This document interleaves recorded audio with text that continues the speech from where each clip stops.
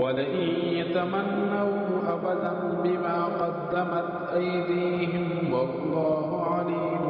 بالظالمين ولتجدنهم أحرص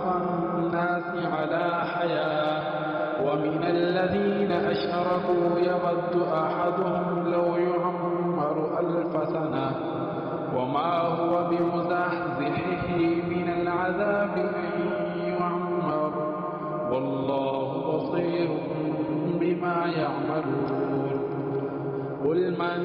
كان عدوا لجبريل فإنه نزله على قلبك بإذن الله مصدقا لما بين يديه وهدى وبشرى للمؤمنين من كان عدوا لله وملائكته ورسله وجبريل وميكال